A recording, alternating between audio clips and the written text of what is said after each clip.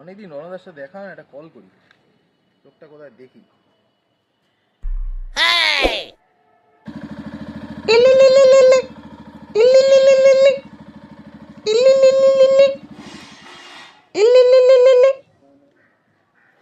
Hello,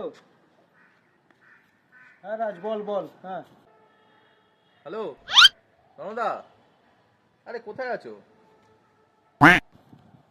না ব্যস্ত নয়, তুই চিড়িয়াখানায় যাবো আজকে। চিড়িয়াখানায়? চিড়িয়াখানায় কি কি করবে? পশু পাখি জীবজন্তু এগুলো দেখবো, সাপ ব্যাঙ কুমির যা আছে দেখবো। লাস্টে তো তোর বাঘ ভাল্লুক আছে, ওটা তো দেখতেই হবে ভাই, ওইটা মিস করা যাবে না। আরে এত কষ্ট করে চিড়িয়াখানায় গিয়ে দেখার কি দরকার? এর থেকে ভালো না সবাই মিলে আয়নার সামনে দাঁড়িয়ে যাও, দেখে নাও। ও যদি কম পারে আমার বাড়ি এসে আমাকেও একটু দেখে নাও, হয়ে গেল। হ্যাঁ, কি বলি?